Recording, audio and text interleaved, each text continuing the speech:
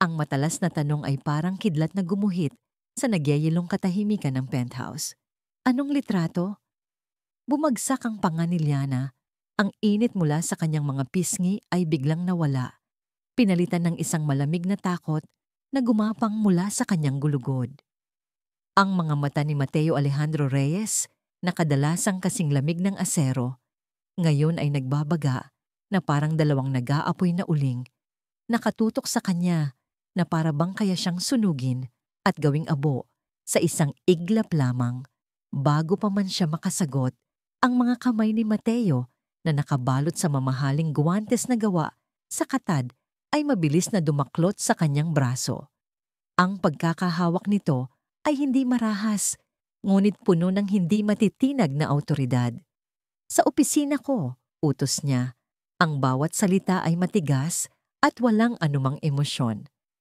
Ngayon din, hindi na niya hinintay ang kanyang pagsang-ayon. Hinila niya si Liana palayo sa mga bata, palayo sa magulong paraiso na sandali nilang nilikha. Sa pagdaan nila sa mahabang vet ng putik, bawat hakbang ni Mateo ay tila nag-iiwan ng hindi nakikitang bakas ng yelo sa ibabaw ng dumi na nagpapatigas sa kaguluhan. "Mama!" Narinig niyang sigaw ni Luis. Ang boses nito ay puno ng pagkalito at takot. Gusto niyang lumingon, gusto niyang sabihin na ayos lang ang lahat. Ngunit ang pagkakahawak ni Mateo sa kanya ay isang paalala na wala ng ayos. Tapos na ang laro.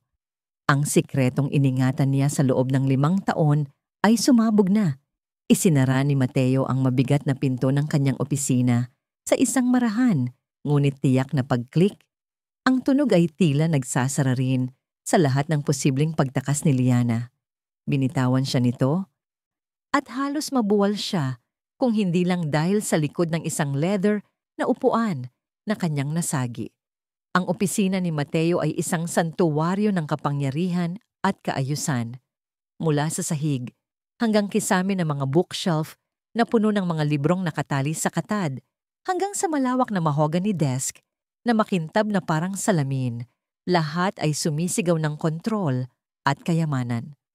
Ang bintanang salamin sa likod ng desk ay nagpapakita ng nakasisilaw na tanawin ng Bonifacio Global City sa gabi. Ang libu-libong ilaw ay parang mga alahas na nakakalat sa paanan ng hari. Ngunit para kay Liana, ang mga ilaw na yon ay tila mga mata ng buong lungsod na nakatingin at humuhusga sa kanya. Umikot si Mateo at naupo sa kanyang trono, ang kanyang executive chair, na naglalagay ng malawak na desk sa pagitan nilang dalawa. Pinagsalikop niya ang kanyang mga daliri. Ang kanyang mga mata ay hindi pa rin inaalis sa kanya. Uulitin ko, anong litrato ang sinasabi ng batang yon? Nanginginig ang mga kamay ni Liana habang niyayakap ang sarili. Ang uniforme ng pagiging kasambahay na suot niya ay biglang naging parang isang kasuotan ng bilanggo. Paano niya ipapaliwanag ang 5 taon ng kasinungalingan sa loob ng 5 minuto? Ang kanyang isipan ay lumipad pabalik. 5 taon na ang nakalipas. Siya si Liana Santos, ang pinakabagong bituin sa larangan ng landscape architecture. Ang pangalan niya ay bukang bibig sa mga eksklusibong proyekto sa Ayala Alabang at Forbes Park. Isang gabi, sa isang charity gala para sa mga piling tao, nakilala niya si Mateo. Hindi siya ang malamig na CEO na kilala ng lahat. Ang Mateo na nakilala niya ay may mga matang puno ng kalungkutan. Isang anino ng pagkawala na hindi maitago ng kanyang perpektong tahi na suwit. Nalaman niyang kamamatay lang ng kanyang ina, ang nag-iisang taong nagbigay ng init sa kanyang malamig na mundo. Si Liana naman noon ay sariwa pa sa isang masakit na paghihiwalay. Sa gitna ng dagat ng mga pekeng ng ngiti at walang kabuluhang usapan, natagpuan nila ang isa't isa. 2 kaluluwang sugatan na naghahanap ng panandaliang kanlungan. Isang gabi lang yon. Isang gabing puno ng alak, ng mga luhang hindi pinigilan, ng isang pag-unawa na higit pa sa mga salita. Isang gabing nagtapos sa kanyang hotel suite, kung saan ang kanilang mga kalungkutan ay nagtagpo sa isang desperadong pagsiklab ng pagnanasa. Kinaumagahan, umalis siya Bago pa man magising si Mateo, nag-iwan lamang siya ng isang maikling sulat sa isang hotel notepad. Salamat sa gabing ito. Ingat ka. Umalis siya hindi dahil sa takot, kundi dahil sa isang maling akala na yun lang ang nararapat. Isang magandang alaala na hindi dapat guluhin ng realidad ng umaga. Hindi niya alam na ang umagang iyon ang simula ng kanyang pagbagsak. Makalipas ang ilang linggo, isang malisyosong tsismis ang kumalat. Inakusahan siya ng kanyang pinakamalaking katunggali ng pagnanakaw ng disenyo, sinusuportahan ng mga pekeng dokumento at bayad na testimonya. Bigla, ang kliyente ay nawala. Ang mga proyekto ay nakansela. Ang pangalan niyang minsang hinahangaan ay naging kasing kahulugan ng pandaraya. Sa isang iglap, nawala sa kanya ang lahat. At sa gitna ng kaguluhang iyon, natuklasan niya ang isang katotohanan na magbabago sa kanyang buhay magpakailanman. Nagdadalang tao siya. Sumagot ka! Ang sigaw ni Mateo ay nagpabalik sa kanya sa kasalukuyan. Ang kanyang pasensya ay manipis na parang sinulid. Huminga ng malalim si Liana. Tinipo ng lahat ng natitirang lakas. Ang mga anak ko, sila Leo at Luis. Nabasag ang kanyang boses. Ang lalaki sa litrato, ikaw. Isang nakabibinging katahimikan ang bumalot sa silid.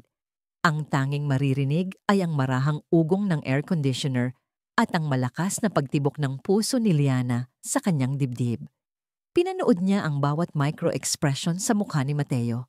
Ang pagkabigla, ang hindi paniniwala, ang unti-unting paglamig ng kanyang mga mata hanggang sa ito'y naging 2 piraso ng obsidian.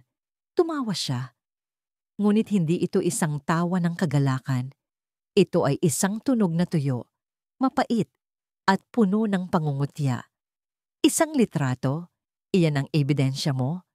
Pagkatapos mong magpakita sa pamamahay ko bilang isang kasambahay, kasama ang 2 bata, inaasahan mong maniniwala ako sa isang kwentong kutsero?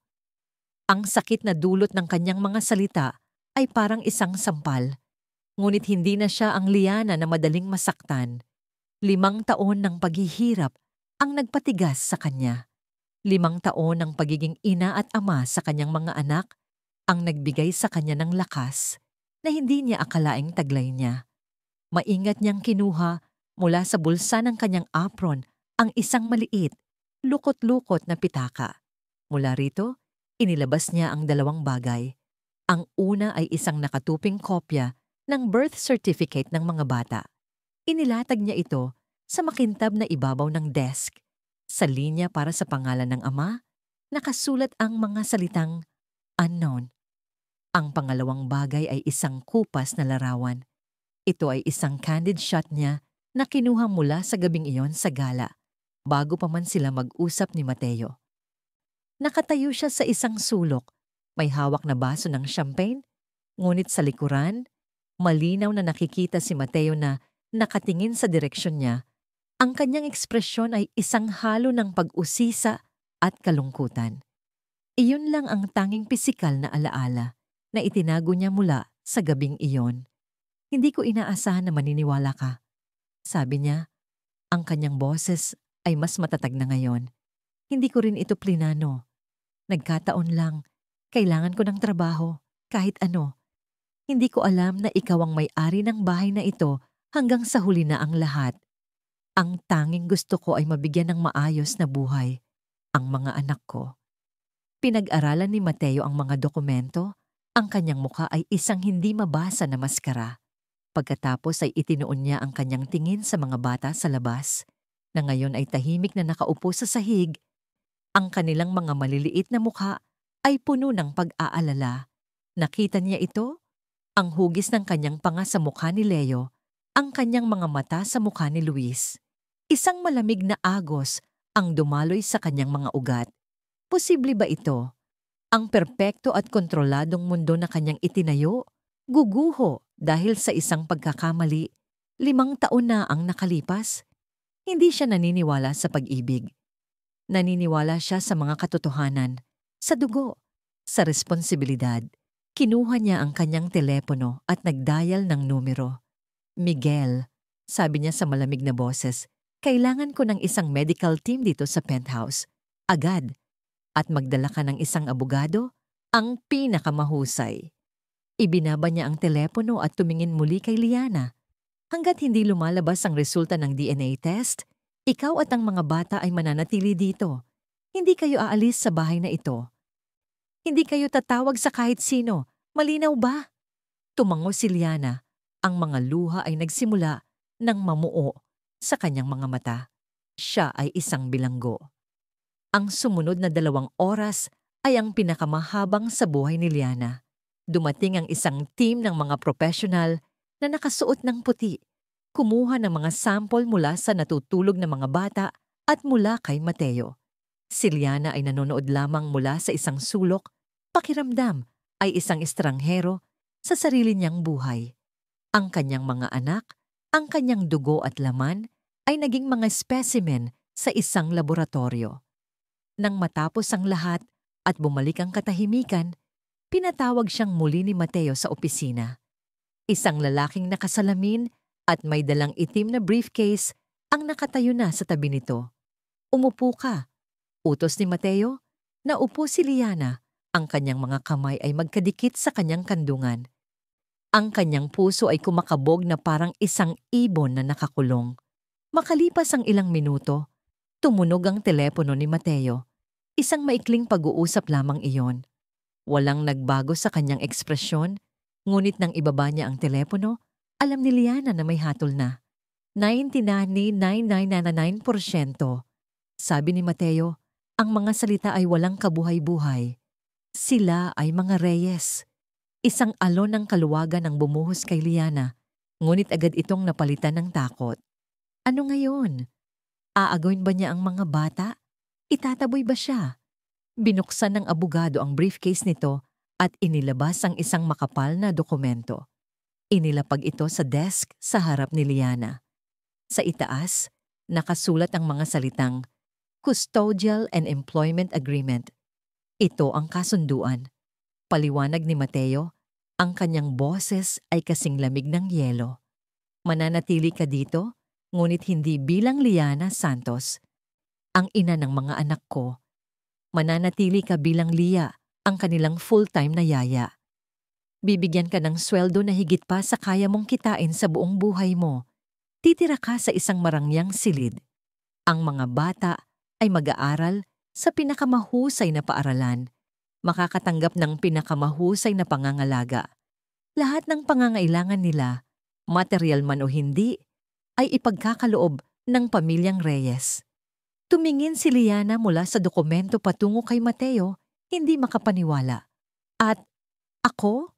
Ikaw, sabi ni Mateo, bahagyang sumandal sa kanyang upuan, ay susunod sa lahat ng aking mga patakaran.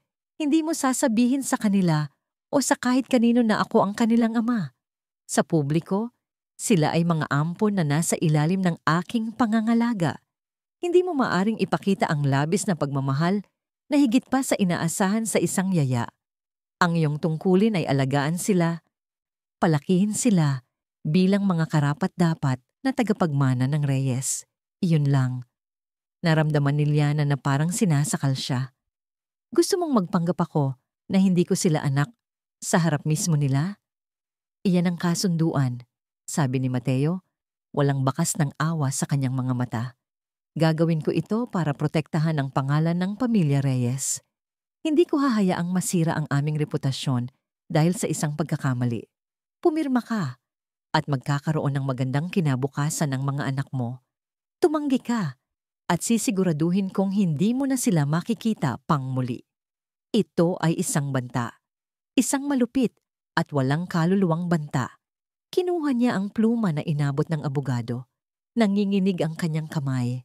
Ang bawat salita sa kontrata ay parang mga kadena na pumupulupot sa kanyang puso, sa kanyang pagkatao, sa kanyang pagiging ina. Ibinibenta niya ang kanyang kaluluwa para sa kinabukasan ng kanyang mga anak. Tumingin siya sa mga mata ni Mateo, naghahanap ng kahit katiting na habag. Wala siyang nakita. Tanging ang malamig at determinadong tingin ng isang negosyanteng nagsasara ng isang transaksyon. Sa huling pagkakataon, naisip niya ang kanyang mga anak, ang kanilang mga tawa, ang kanilang mga pangarap, ang buhay na hindi niya kayang ibigay sa kanila. Isang mainit na luha ang pumatak sa papel, malapit sa linya kung saan siya dapat pumirma. Huminga siya ng malalim at inilapat ang dulo ng pluma sa papel. Sa bawat letra ng kanyang pangalan, naramdaman niyang may namamatay sa loob niya. Pumapayag ako. Bulong niya sa hangin. Ang boses niya ay basag at halos hindi marinig. Ngunit sa perpektong katahimikan ng opisina ng hari, ang kanyang pagsuko ay umalingaw-ngaw na parang isang sigaw. Ang marahang pag-click ng biometric lock ay ang tanging tunog na sumalubong kay Mateo Alejandro Reyes. Ito ay isang pamilyar na tunog, isang digital na buntong hininga na hudyat ng kanyang pagbabalik sa kanyang santuaryo, ang kanyang kaharian ng bakal, salamin at katahimikan. Matapos ang 10 oras ng walang tigil na pakikipaglaban sa corporate boardroom, kung saan ang mga salita ay sandata at ang mga numero ay kalasag. Ang tanging hinahangad niya ay ang perpektong kaayusan ng kanyang penthouse. Ang hangin sa loob ay malinis at may bahagyang amoy ng sandalwood, isang custom-made na pabango na nagkakahalaga ng higit pa sa taunang sahod ng isang ordinaryong empleyado. Ang sahig, gawa sa pinakabihirang Italian marble, ay kumikinang na parang isang nagyayelong lawa sa ilalim ng mga nakatagong ilaw sa kisame. Bawat muebles, mula sa minimalistang sofa na disenyo ni Le Corbusier hanggang sa nag-iisang eskultura ni Arturo Luz sa pedestal nito, ay nasa eksaktong lugar kung saan niya ito inilagay. Ito ang kanyang mundo, kontrolado, mahuhulaan, at walang bahid ng anumang kaguluhan. Inihagis niya ang kanyang leather briefcase sa isang itinalagang upuan. Ang tunog ng paglapag nito ay halos hindi marinig sa malawak na espasyo. Inalis niya ang kanyang kurbata sa isang matalim na galaw. Ang sutla ay dumulas na parang ahas sa kanyang kamay. Nagsimula siyang maglakad patungo sa kanyang bar, inaasahan ng malamig na lasa ng isang single malt scotch na maghuhugas sa lahat ng stress ng araw. Ngunit huminto siya, napatigil ang kanyang mga paa. Ang kanyang buong pagkatao ay nanigas na parang bato. Isang bagay ang mali. Isang bagay ang lubhang mali. Ang kanyang mga mata, na sanay sa perpektong linya at walang dungis na ibabaw, ay napako sa sahig. Doon, sa ibabaw ng kanyang milyon-milyong pisong marmol, ay isang kasuklam-suklam na marka. Isang mahaba, basang vet ng maitim na putik na may mga piraso ng tuyong dahon at maliliit na bato na gumuguhit ng isang maruming landas mula sa pinto ng terasa hanggang sa gitna ng kanyang immaculate na sala. Para itong isang pilat na sinadyang iukit sa mukha ng isang diyosa, isang kalapastanganan. Sinundan ng kanyang tingin ng landas ng putik. Ang kanyang panga ay unti-unting tumitigas sa bawat pulgadang kanyang tinatahak. At doon, sa dulo ng landas, ang pinagmula ng lahat ng kaguluhan. Nakita niya ang isang eksenang napakalayo sa realidad na sa isang iglap ay inakala niyang nananaginip siya ng isang masamang bangungot. Ang bago niyang kasambahay, isang babaeng may pangkaraniwang mukha at simpleng kilos na nagpakilala bilang Lia, ay nakatayo roon. Ngunit hindi siya naglilinis, hindi siya nagpupunas. Siya ay nakangiti. Isang ngiti na napakalawak at napakatotoo. Isang ngiti na tila kayang magpainit sa isang buong taglamig. Ang ngiting iyon ang nagpapailaw sa kanyang buong mukha. Binabago ang kanyang pangkaraniwang anyo sa isang bagay na maningning. At ang dahilan ng kanyang ngiti ay ang bagay na kanyang itinutulak. Isang gulong na kariton, isang wheelbarrow na puno ng putik na para bang ninakaw mula sa isang construction site. At sa loob ng kariton, nakaupo ang 2 maliliit na batang lalaki. Magkamukhang magkamukha sila mula sa kanilang magulong itim na buhok, hanggang sa kanilang bilugang mga mata na kumikinang sa tuwa. Nakasuot sila ng mga damit na dati puti, ngunit ngayon ay nabahira na ng lupa. Ang kanilang mga kamay at mukha ay puno ng putik at sila'y tumatawa. Isang malakas, malutong at walang pakundangang halakhak na umalingaw-ngaw sa matataas na kisame ng penthouse. Isang tunog na kasing dayuhan sa lugar na yon, gaya ng kariton na kanilang sinasakyan. Isa pa, Mama, mas mabilis. Sigaw ng isang bata. Ang kanyang maliit na boses ay puno ng purong kagalakan habang itinutulak ni Liana ang kariton sa isa pang pag-ikot na nag-iwan ng isa pang arko ng putik sa sahig. Ang mundo ni Mateo ay gumuho sa katahimikan. Ang bawat prinsipyo na kanyang pinanghahawakan, disiplina, kaayusan, kontrol, ay dinudurog sa ilalim ng mga gulong ng kariton na yon. Ang kanyang tahanan, ang kanyang kuta, ay nilapastangan. Ang katahimikan na kanyang binabayaran ng milyon-milyon ay binasag ng tawa ng mga estranghero. Ng mga bata, isang malamig na galit, mas matindi kaysa sa anumang naramdaman niya sa boardroom, ang nagsimulang umakyat mula sa kanyang sikmura. Nagsimula ito bilang isang malamig na kuryente, kumalat sa kanyang mga ugat, hanggang sa ito'y naging isang nagngangalit na apoy sa kanyang dibdib. Ang kanyang mga kamay ay ikinuyom sa kanyang tagiliran. Ang kanyang mga kuko ay bumaon sa kanyang mga palad. Ang katahimikan ay biglang pinunit ng kanyang boses. Hindi ito isang sigaw na mataas at nagwawala. Ito ay isang mababang dagundong, puno ng yelo at bakal, isang tunog na kayang magpatigil sa pagtibok ng puso. Anong kahibangan ang ginagawa ninyo? Ang bawat salita ay parang isang hagupit. Ang temperatura sa silid ay tila bumagsak ng 10 degree. Ang masayang tawa ng mga bata ay biglang naputol, na parang isang lubid na pinatid. Ang malawak na ngiti sa mukha ni Liana ay naglaho na parang isang kandilang biglang hinipan ng malakas na hangin. Nanigas siya, ang kanyang mga kamay ay nanatiling nakahawak sa hawakan ng kariton. Dahan-dahan siyang lumingon, at nang makita niya si Mateo na nakatayo roon na parang isang Diyos ng paghihiganti, ang lahat ng kulay ay nawala sa kanyang mukha. Pinalitan ito ng isang putlang-putla na takot. Nakita niya ang galit sa mga mata nito, isang galit na hindi basta-basta, kundi isang malalim at mapanirang poot. Naalala niya ang pinakaunang at pinakamahalagang utos na ibinigay sa kanya ng head butler nang tanggapin niya ang trabahong ito. Si Mr. Reyes ay ayaw sa gulo. Ayaw niya sa ingay at higit sa lahat, ayaw niya sa mga estranghero sa kanyang personal na espasyo, lalo na ang mga bata. Nilabag niya ang lahat ng yon sa isang hapon lamang. Sa isang iglap, ang Liana na isang mapagmahal na ina ay naglaho. Ang natira ay si Lia, ang kasambahay na nakagawa ng isang mortal na kasalanan. Ang kanyang unang reaksyon ay hindi para sa kanyang sarili, kundi para sa kanyang mga anak. Mabilis siyang gumalaw, inilagay ang kanyang sarili sa pagitan ng kariton at ang nakakatakot na figura ni Mateo. Bahagya niyang ikinubli ang mga bata sa likod ng kanyang katawan, na para bang ang kanyang maliit na figura ay sapat na upang protektahan sila mula sa paparating na bagyo.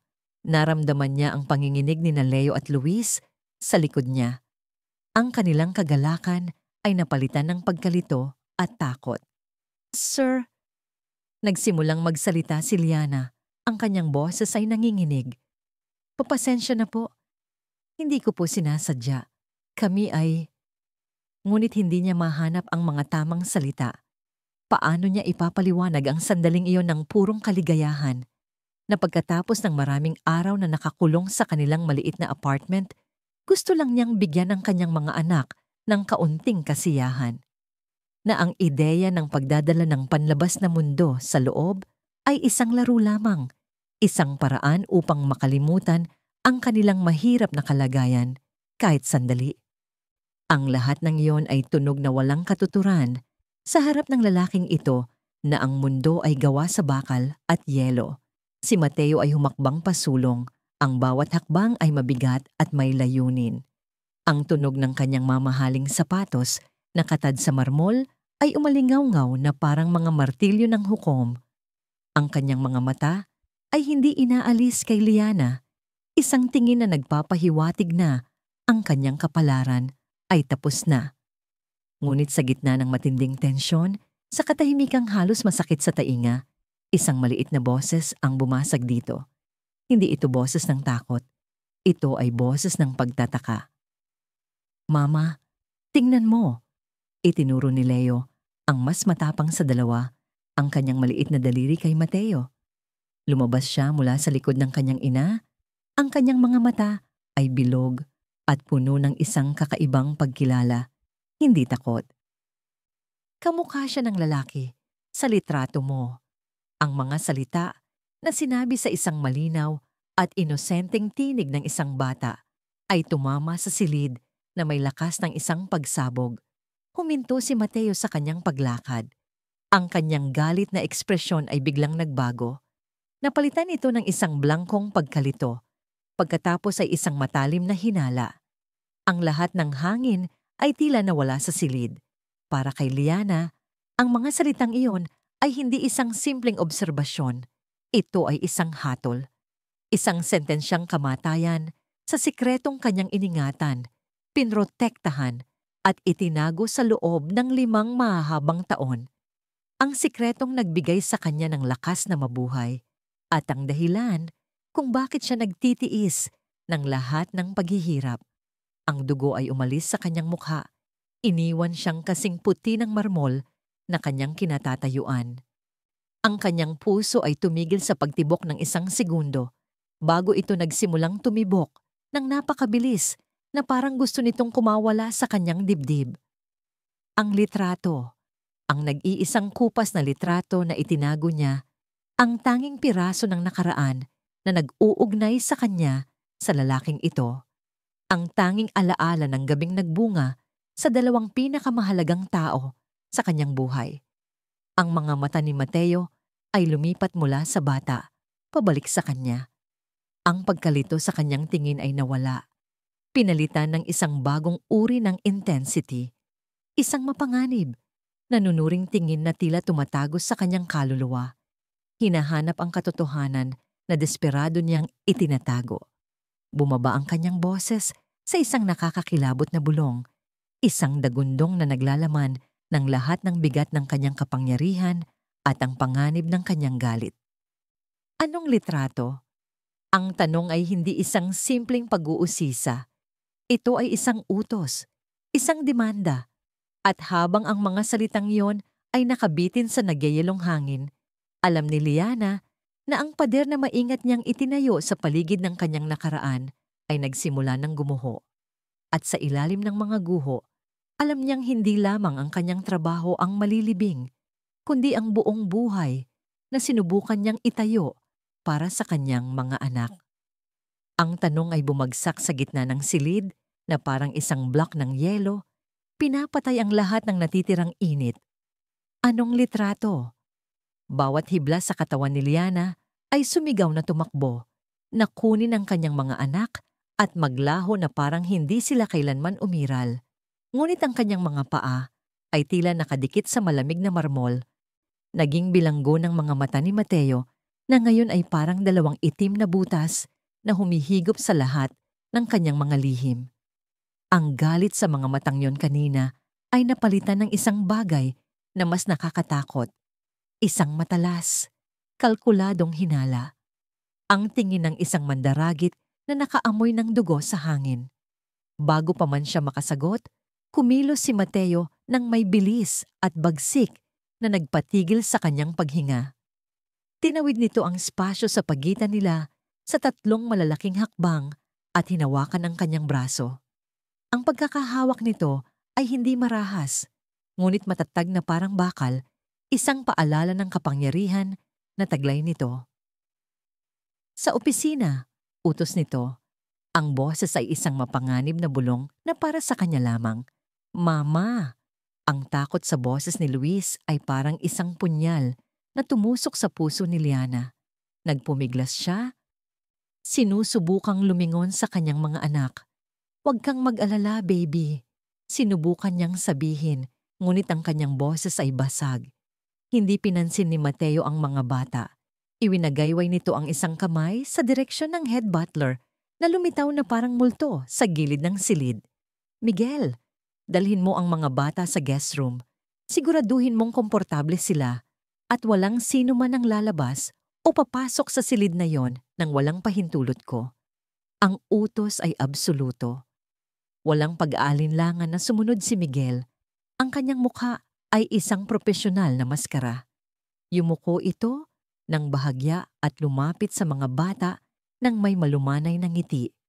Isang kaibahan sa nagyeyelong aura ng kanyang amo. Sa kabila ng takot, may tiwala sa mga mata ng mga bata habang sumusunod sila sa matandang butler, na marahil ay naramdaman ang kabaitan sa likod ng pormalidad nito. Habang papalayo sila, ang mga maliliit nilang mukha ay lumingon kay Liana, puno ng pagkalito.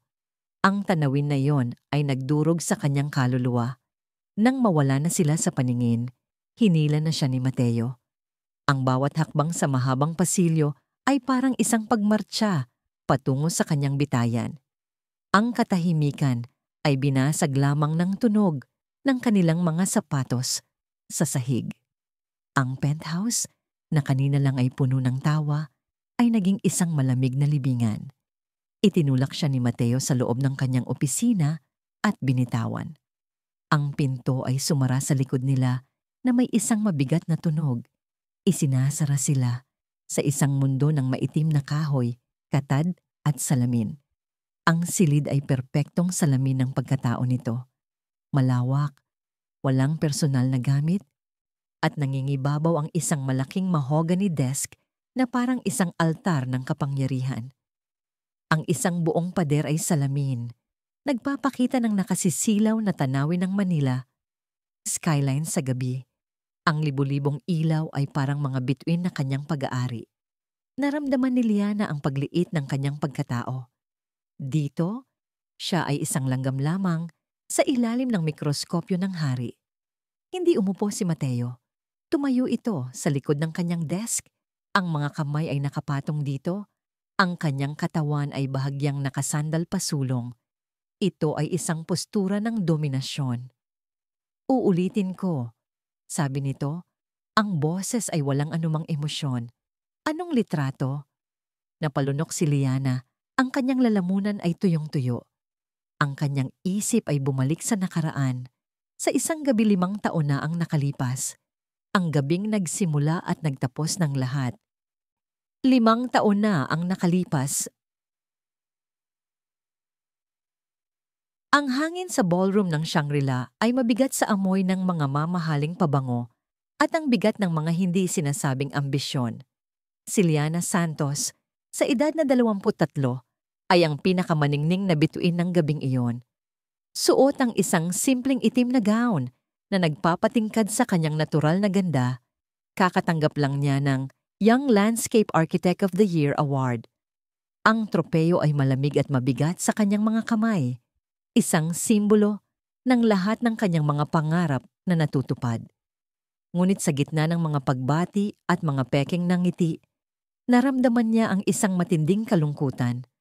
Umalis siya sa selebrasyon at nagtungo sa isang tahimik na balkonahe. Doon niya siya nakita. Nakasandal sa rehas, nakatingin sa malayo. Hindi niya alam kung sino ito. Ngunit naramdaman niya ang aura ng kapangyarihan na bumabalot dito, kahit na sa paraan ng kanyang pagtayo. Ngunit mayroon ding isang kalungkutan sa kanyang mga balikat, isang bigat na tila pamilyar sa kanya. "Masyado ring nakakabingi ang katahimikan dito sa labas, hindi ba?" Sabi niya. Hindi alam kung saan nanggaling ang lakas ng loob. Lumingon ito. Sa malapit, mas nakita niya ang perpektong pagkakaukit ng kanyang mga panga at ang intensidad sa kanyang mga mata. Ngunit sa gabing yon, ang karaniwang lamig sa mga matang iyon ay may bahid ng kalungkutan. "Mas gugustuhin ko ito kaysa sa ingay ng pagkukunwari sa loob. Sagot nito, nagsimula ang kanilang pag-uusap. Nalaman niya na ang pangalan nito ay Mateo at iyon lang. Hindi niya binanggit ang apelyidong Reyes. Nalaman nito na siya ay isang arkitekto na nangangarap magdisenyo ng mga pampublikong parke para sa mga batang walang lugar na mapaglaruan. Sa gabing iyon, hindi sila ang makapangyarihang CEO at ang baguhang arkitekto. Sila ay dalawang kaluluwang naghahanap ng kanlungan. Ikinuwento nito ang tungkol sa anibersaryo ng pagkamatay ng kanyang ina, ang tanging taong nakakaintindi sa kanya. Ikinuwento niya ang tungkol sa pressure na nararamdaman niya bilang isang bagong bituin sa industriya. Sa isang iglap, sa ilalim ng buwan, nakahanap sila ng pag-unawa sa isa't isa. Ang isang gabi ng pag-uusap ay nauwi sa isang gabi ng pagsasama. Isang gabi kung saan ang lahat ng pader ay bumagsak. Kinabukasan, nagising si Liana sa isang silid ng hotel na mas malaki pa sa kanyang buong apartment, na naliligo sa sikat ng araw. Si Mateo ay mahimbing na natutulog sa tabi niya. Sa liwanag ng umaga, nawala ang kahinaan nito kagabi. Ang natira ay ang mukha ng kapangyarihan at yaman na alam niyang hindi niya kayang abutin. Natakot siya, hindi sa kanya, kundi sa sarili niya. Alam niyang kung mananatili siya, malulunod siya sa mundo nito. Kumuha siya ng isang larawan nito gamit ang kanyang lumang telepono, isang mabilis, ninakaw na sandali, bago siya umalis. Nag-iwan siya ng isang simpleng note sa tabi ng kama. Salamat, paalam. Ang mga sumunod na linggo ay isang bangungot. Ang kanyang pinakamalaking proyekto, ang disenyo para sa isang bagong parke, ay inagaw. Ang kanyang katrabaho at karibal ay inakusahan siya ng plagiarism gamit ang mga detalyadong plano na alam niyang siya ang gumawa. Ngunit ang lahat ng ebidensya ay itinuro laban sa kanya. Ang kanyang pangalan ay dinungisan. Ang kanyang lisensya ay sinuspinde. Ang bituin na kasingningning ay biglang bumagsak. At sa pinakamadilim na sandali ng kanyang buhay, sa gitna ng pagkawala ng lahat ng kanyang pinaghirapan, nalaman niya ang isang bagay. Nagdadalang tao siya. At hindi lang isa, kundi dalawa. Ang bunga ng isang gabing hindi niya dapat kalimutan. Sila ang naging kanyang lihim, ang kanyang lakas, ang kanyang dahilan para bumangon at lumaban. Ngayon na, bulong ng isang boses sa kanyang isipan, pabalik sa kasalukuyan. Huminga ng malalim si Liana. Tapos na ang pagtatago. Oo, sabi niya. Ang kanyang boses ay mahina, ngunit matatag. May litrato nga, at mayroon pa. Dahan-dahan, kinuha niya ang kanyang luma at gasgas na wallet mula sa bulsa ng kanyang uniforme.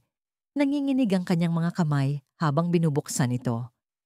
Sa loob, sa isang plastik na manggas, ay isang kupas at tupi-tuping larawan. Ang larawan ni Mateo na mahimbing na natutulog, na kinunan niya 5 taon na ang nakalipas. Sa ilalim nito ay 2 nakatuping papel. Inilapag niya ang mga ito sa makintab na ibabaw ng desk. Ang larawan. At ang 2 birth certificate. Kinuha ni Mateo ang larawan. Tinitigan niya ito ng matagal. Ang kanyang mukha ay hindi mabasa. Pagkatapos, ay kinuha niya ang mga birth certificate. Ang kanyang mga mata ay mabilis na tumakbo sa mga detalye. Pangalan?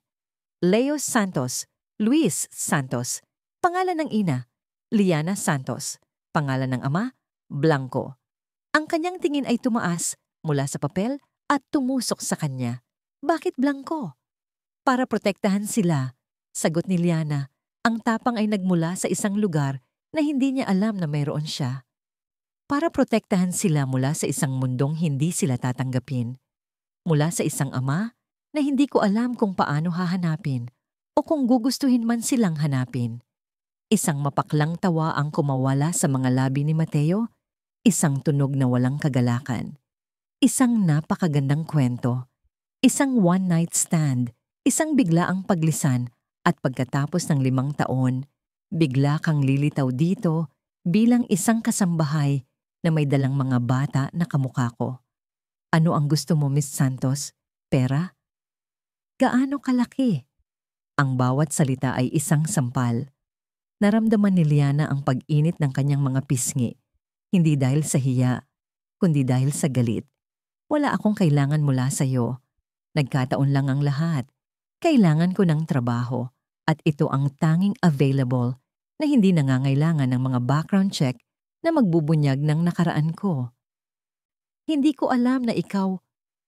Sapat na! Ang sigaw ni Mateo ay umalingaw-ngaw sa silid. Pinatahimik siya. Ang kanyang kontrol ay nagsimulang magpakita ng mga bitak. Naglakad ito paikot sa desk. Ang kanyang presensya ay tila pumupuno sa buong silid. Hindi ako naniniwala sa mga kwento. Hindi ako naniniwala sa pag-ibig o sa mga pagkakataon. Naniniwala ako sa mga katotohanan.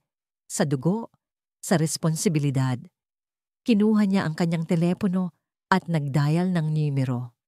Miguel, sabi niya sa malamig na boses, kailangan ko ng isang medical team dito sa penthouse. Agad. At magdala ka ng isang abogado. Ang pinakamahusay. Ibinaba niya ang telepono at tumingin muli kay Liana. Ang kanyang mga mata ay parang nagyeyelong karagatan.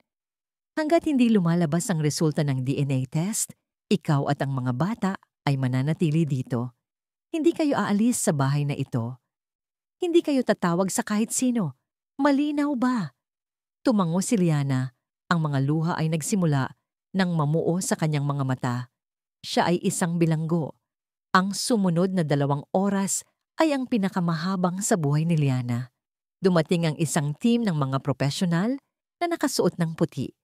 Kumuha ng mga sample mula sa natutulog na mga bata at mula kay Mateo.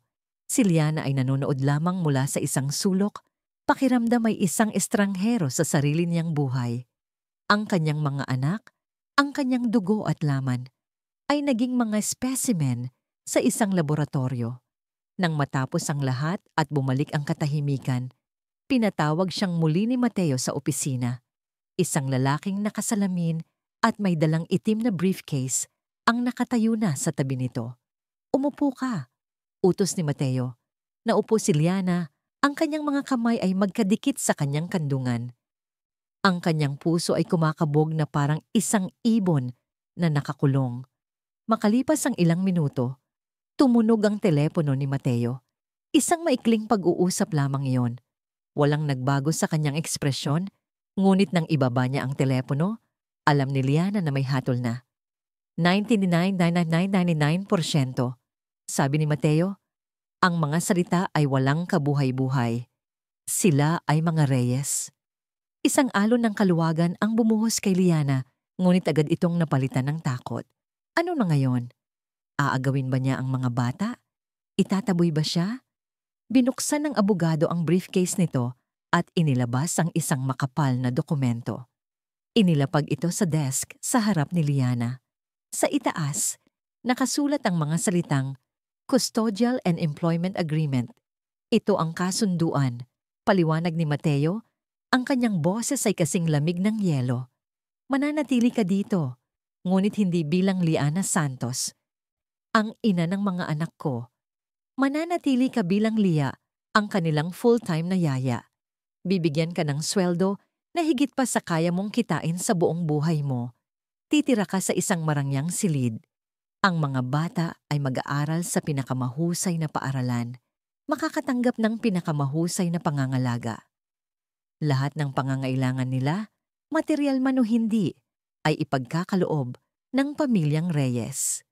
Tumingin si Liana mula sa dokumento patungo kay Mateo, hindi makapaniwala. At, ako? Ikaw? Sabi ni Mateo, bahagyang sumandal sa kanyang upuan. Ang kanyang mga mata ay walang anumang awa, ay susunod sa lahat ng aking mga patakaran. Hindi mo sasabihin sa kanila o sa kahit kanino na ako ang kanilang ama. Sa publiko, sila ay mga ampon na nasa ilalim ng aking pangangalaga. Hindi mo maaaring ipakita ang labis na pagmamahal na higit pa sa inaasahan sa isang yaya. Ang iyong tungkulin ay alagaan sila, palakihin sila, bilang mga karapat-dapat na tagapagmana ng Reyes. Iyon lang. Naramdaman ni Liana na parang sinasakal siya. Ang hangin sa silid ay biglang naging napakakapal. Gusto mong magpanggap ako na hindi ko sila anak sa harap mismo nila?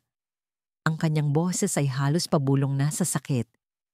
Iyan ang kasunduan, sabi ni Mateo.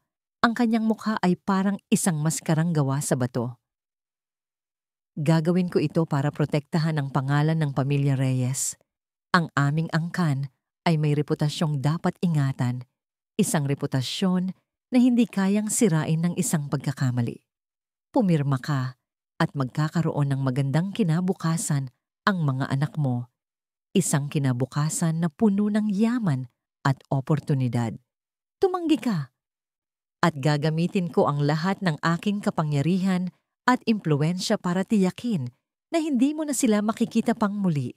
Susubukan kong patunayan sa korte na ikaw ay isang pabayang ina na dinala sila sa bahay ng isang estranghero. At mananalo ako. Ito ay isang banta, isang malupit, walang kaluluwa at kalkuladong banta. Hindi ito isang negosasyon. Ito ay isang pagpapatupad ng hatol. Kinuha niya ang pluma na inabot ng abogado. Nanginginig ang kanyang kamay. Ang bawat salita sa kontrata ay parang mga kadena na pumupulupot sa kanyang puso, sa kanyang pagkatao, sa kanyang pagiging ina. Ibinibenta niya ang kanyang kaluluwa para sa kinabukasan ng kanyang mga anak. Tumingin siya sa mga mata ni Mateo, naghahanap ng kahit katiting na habag. Isang bakas ng lalaking nakilala niya sa balkonahe 5 taon na ang nakalipas. Wala siyang nakita. Tanging ang malamig at determinadong tingin ng isang negosyanteng nagsasara ng isang transaksyon. Sa huling pagkakataon, naisip niya ang kanyang mga anak, ang kanilang mga tawa, ang kanilang mga pangarap, ang buhay na hindi niya kayang ibigay sa kanila. Isang mainit na luha ang pumatak sa papel. Malapit sa linya kung saan siya dapat pumirma, lumilikha ng isang maliit, basa at malungkot na marka. Huminga siya ng malalim at inilapat ang dulo ng pluma sa papel. Sa bawat letra ng kanyang pangalan, Liana Santos, naramdaman niyang may namamatay sa loob niya. Ang pagpirma ay parang isang ritual ng pagsuko. Pumapayag ako. Bulong niya sa hangin. Ang boses niya ay basag at halos hindi marinig. Ngunit sa perpektong katahimikan ng opisina ng hari, ang kanyang pagsuko ay umalingaw-ngaw na parang isang sigaw. Ang unang umaga ni Liana sa penthouse ay hindi sinabayan ng sikat ng araw, kundi ng bigat ng katahimikan. Ang bawat sulok ng malawak na espasyo, mula sa makintab na sahig hanggang sa matataas na salaming bintana na nagpapakita ng nagigising na syudad ng Maynila, ay sumisigaw ng yaman at kaayusan.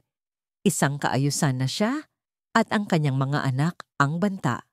Ang kasunduang pinirmahan niya kagabi ay parang isang malamig na tanikala na nakapulupot sa kanyang puso. Hindi na siya si Liana Santos, ang ina. Siya na ngayon si Lia, ang yaya. Isang anino sa buhay ng sarili niyang mga anak.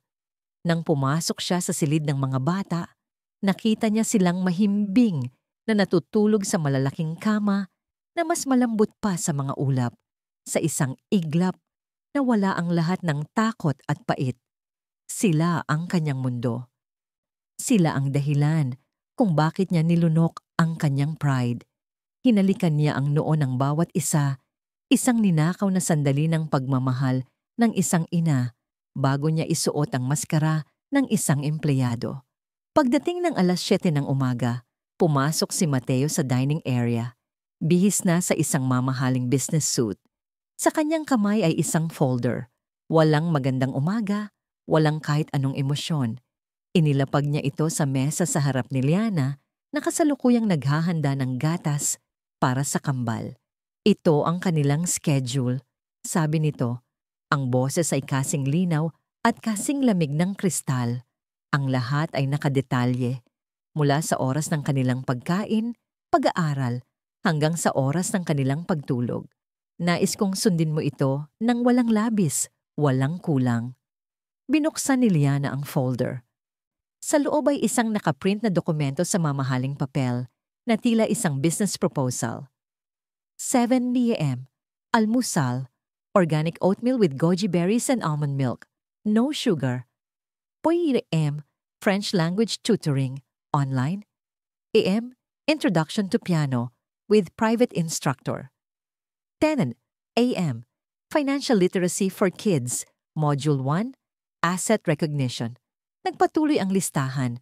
Bawat minuto ng araw ng kanyang 5 taong gulang na mga anak ay nakaplano, nakakahon, at inalisan ng lahat ng saya. Walang oras para sa paglalaro ng habulan. Walang oras para sa pagguhit ng mga halimaw. Walang oras para maging bata. Naramdaman ni Liana ang pag-akyat ng galit sa kanyang dibdib. Ito ay hindi isang schedule. Ito ay isang plano para gawing mga maliliit na robot ang kanyang mga anak, mga kopya ng kanilang malamig at kalkuladong ama. Mama, gutom na kami. Sigaw ni Leo mula sa kanilang silid. Kasunod ang masiglang tawa ni Luis. Napatingin si Liana mula sa papel patungo kay Mateo na nakatayo pa rin doon, naghihintay ng kanyang pagsunod. Sa isang iglap, isang desisyon ang nabuo sa kanyang isipan.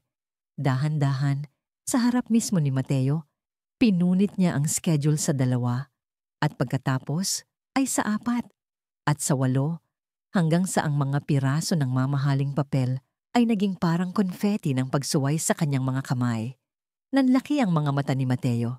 Isang ugat ang pumitik sa kanyang sentido. Anong ginagawa mo? Ang kanyang boses ay isang mapanganib na bulong. Ang mga anak ko ay hindi mga asset na kailangang i-manage, sabi ni Liana. Ang kanyang boses ay nanginginig, ngunit puno ng determinasyon. Sila ay mga bata. Kailangan nilang maglaro. Kailangan nilang madumihan ang kanilang mga kamay. Kailangan nilang tumawa. Hindi na niya hinintay ang sagot nito. Iniwan niya ang mga piraso ng papel sa sahig at nagmamartsyang pumasok sa silid ng kambal. Pagkalipas ng ilang minuto, lumabas silang 3, hindi patungo sa dining area, kundi sa malawak na balkonahe ng penthouse. Naiwang nakatayo si Mateo sa gitna ng kanyang perpektong silid, napapaligiran ng mga piraso ng kanyang perpektong plano. At sa kauna-unahang pagkakataon sa kanyang buhay, hindi niya alam ang kanyang susunod na gagawin. Sumunod siya sa balkonahe, handa nang ipamukha sa babae kung sino ang nagmamay-ari ng lugar na ito, kung sino ang may kapangyarihan, ngunit natigilan siya sa kanyang nakita. Ang balkonahe, na dati isang sterile na espasyo na may mamahaling outdoor furniture, ay nagulo na. Kinuha ni Liana ang ilan sa mga malalaking paso na may mga halamang ornamental. Inalis niya ang mga ito at ibinuhos ang lupa sa sahig. Ngayon, ang kanyang 2 anak, na nakasuot ng puting sando, ay nakaupo sa lupa, naglalaro, tumatawa habang hinahalo ang lupa gamit ang kanilang maliliit na kamay. Si Liana ay nakaupo kasama nila. Tinuturuan sila kung paano magtanim ng isang maliit na buto. Ang kanilang mga tawa ay umaalingaw-ngaw sa hangin ng umaga. Isang tunog na napakapuro at napakasaya. Nang makita nila si Mateo, tumakbo si Luis patungo sa kanya. Ang mga kamay at muka ay puno ng lupa. Papa, sir, sabi nito, iwinawagayway ang marumi nitong kamay. Look, we're planting a magic tree. Napaatras si Mateo, ang kanyang isip ay sumisigaw sa pagkasuklam sa dumi. Ngunit ang kanyang mga paa ay hindi gumalaw. Tumingin siya sa mga mata ng bata. Ang kanyang mga mata, ngunit puno ng liwanag na matagal nang nawala sa kanya.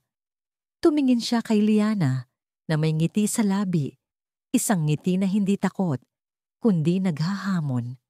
Sa sandaling iyon, sa harap ng dalisay na kaligayahan ng kanyang mga anak, naramdaman ni Mateo ang pagkatalo. Ang galit niya ay biglang nawala ng lakas, napalitan ng isang kakaibang pakiramdam na hindi niya maintindihan. Isang pagkabigo, ngunit may kasamang inggit. Tumalikod siya at pumasok sa loob nang walang sinasabi. Sa araw na yon, nanalo ang kaguluhan. Ang digmaan ay nagpatuloy sa kusina. Ang personal chef ni Mateo ay naghahanda ng mga pagkain na tila kinuha mula sa isang Michelin star restaurant. Sous vide salmon, quinoa salad, deconstructed na kung ano-ano. Para kay Liana, ang mga ito ay maganda sa paningin ngunit walang lasa, walang kaluluwa. Isang hapon, habang abala ang chef sa pamamalengke, nagpasya siyang siya na ang maghahari sa kusina. Nahanap niya ang lahat ng kailangan niya sa malaking pantry at high-tech na refrigerator. Isang oras ang lumipas, ang buong penthouse ay napuno ng isang amoy na banyaga sa lugar na yon. Ang maasim, malinamnam, at hindi mapagkakamalang amoy ng sinigang na baboy. Nasa kalagitnaan ng isang mahalagang video conference si Mateo sa kanyang opisina nang salakayin ng amoy ang kanyang ilong. Napakunot ang kanyang noo. Anong amoy iyon? Tanong niya sa kanyang sarili. Ito ay hindi kaaya-aya. Masyadong malakas. Masyadong pangkaraniwan. Matapos ang tawag, nagmarcha siya palabas. Ang mukha ay isang maskara ng iritasyon. Handang paalisin kung sino man ang naglakas loob na lasunin ng hangin sa kanyang tahanan. Natagpuan niya si Liana sa kusina, nakatayo sa harap ng kumukulong kaldero, habang ang kambal ay nakaupo sa counter, masayang pinipitas ang mga dahon ng kangkong. Ang eksena ay napakadomestiko, napakagulo. Anong ginagawa mo? Tanong niya. Ang boses ay mas matalas kaysa sa dati. Ano ang mabahong amoy na yan? Hindi natinag si Liana. Lumingon siya at ngumiti. Sinigang! Pagkaing Pilipino. Gusto mong tikman? Hindi ako kumakain ng ganyang pagkain. Sagot niya. Ang pagkasuklam ay halata sa kanyang boses. Okay, sabi ni Liana. Nagkibit balikat at nagsandok para sa mga bata. Ngunit si Leo, na may pusong kasing laki ng kanyang gana, ay kumuha ng isang kutsara, nilagyan ng sabaw, at maingat na lumapit kay Mateo. Tikman mo, sir. Masarap. Gawa ni Mama. Itinaas ni Mateo ang isang kamay para tumanggi, ngunit natigilan siya sa mga mata ng bata. Puno ito ng pag-asa. May isang bagay sa loob niya ang pumigil sa kanya na biguin ito. Sa matinding pag-aatubili, ibinuka niya ang kanyang bibig at tinanggap ang kutsara. Sa sandaling tumama ang mainit na sabaw sa kanyang dila, isang bomba ng lasa ang sumabog. Ang asim ng sampalok, ang alat ng patis, ang linamnam ng baboy. Ngunit hindi lang yon. May isang bagay na pamilyar. Isang alaala na nakabaon sa pinakamalalim na bahagi ng kanyang isipan ay biglang lumitaw. Isang maliit na batang lalaki sa isang mas simpleng kusina, tumatawa habang pinapanood ang kanyang ina na naglalagay ng sampalok sa isang palayok. Ang nangiti ng kanyang ina, ang init ng yakap nito, ang amoy ng kanilang tahanan. Napapikit siya sa isang iglap. Wala siya sa kanyang penthouse na malamig at perpekto. Nasa nakaraan siya sa isang paraisong matagal nang nawala. Nang imulat niya ang kanyang mga mata, nakatingin sa kanya ang tatlong pares ng mata. Ang mga mata ng kambal ay puno ng pag-usisa. Ang mga mata ni Liana ay may bahid ng pag-unawa, na tila nabasa nito ang biglaang pagbabago sa kanya. Hindi siya nagsalita. Kumuha siya ng isang mangkok, nagsandok ng sarili niyang sinigang, at tahimik na kumain habang nakatayo sa isang sulok ng kusina. Habang kumakain, napagtanto niya na sa loob ng maraming taon, ito ang unang pagkakataon na nakatikim siya ng pagkain na may lasa ng tahanan. Ang marupok na kapayapaan ay winasak ng pagdating ni Isabella Villar. Pumasok siya sa penthouse na parang isang bagyo ng mamahaling pabango at pagmamataas. Nakasuot ng puting Chanel dress at may dalang Birkin bag, ang bawat galaw niya ay kalkulado para ipakita ang kanyang katayuan. Mateo, darling! Bati niya, ngunit ang kanyang mga mata ay agad na napako kay Liana at sa kambal na naglalaro sa sahig. Ang kanyang nangiti ay nagyelo, napalitan ng isang manipis na linya ng paghamak. At sino? Ang mga ito? Sila ang mga bago kong alaga. Malamig na sagot ni Mateo. na tila hindi apektado sa kanyang pagdating. Ang mga mata ni Isabela ay parang mga scanner na tumingin kay Liana mula ulo hanggang paa. Napansin ang simpleng uniforme, ang pagod sa kanyang mukha. Isang yaya. At mga ampon? Ang salitang ampon ay binitawan niya na parang isang maruming salita. Oo, maikling sagot ni Mateo. Hindi na siyahan. Lumapit si Isabela kay Liana. Ikaw, sabi niya. Ang boses ay matamis ngunit puno ng lason. Pakikuha mo ako ng tubig. Perrier, na may isang slice ng lemon, hindi kalamansi. At siguraduhin mong malamig ang baso, hindi ang tubig. Ang utos ay malinaw na isang pagsubok, isang paraan para iparamdam kay Liana ang kanyang lugar. Sumunod si Liana ng walang imik. Ngunit habang nasa kusina siya, narinig niya ang boses ni Isabela. Mateo, hindi ko maintindihan kung bakit kailangan mong magdala ng mga batang kalye dito. They are ruining the ambience of your home. Bago pa man makasagot si Mateo, si Leo, na hindi nagustuhan ang tono ng babae, ay tumakbo at aksidenteng nabangga ito. Isang maliit na marka ng tsokolate mula sa kanyang kamay ang dumikit sa perpektong kaputian ng Chanel dress. Napasinghap si Isabela na parang sinaksak. You filthy little brat! Sigaw niya. Ang kanyang maskara ng pagiging sopistikada ay biglang nawala. Tingnan mo ang ginawa mo. Alam mo ba kung magkano ito? Sorry po, bulong ni Leo, napapayak na sa takot. Ang sorry mo ba ay makakalinis dito? Sabi ni Isabela, dinuro ang bata. Isabela, sapat na, babala ni Mateo. Ang kanyang boses ay nagbabadya ng panganib. Ngunit hindi nagpaawat si Isabela. Tumingin siya kay Liana na kalalabas lang ng kusina. At ikaw, hindi mo ba tinuturuan ng magandang asal ang mga batang ito? O baka naman wala ka ring alam noon? Sa bagay, anong aasahan sa isang hamak na utusan? Ang bawat salita ay isang sampal sa mukha ni Liana. Niyakap niya si Leo, na ngayon ay humahagulgol na, at hinarap si Isabela na may apoy sa kanyang mga mata. Ngunit bago pa man siya makapagsalita, si Mateo na ang gumalaw. Ang hapunan ng pamilyang Reyes ay ginanap sa kanilang ancestral mansion sa Forbes Park. Ang hangin ay mabigat sa bigat ng tradisyon at mga hindi sinasabing paghuhusga. Si Liana ay naroon, hindi bilang panauhin, kundi bilang anino.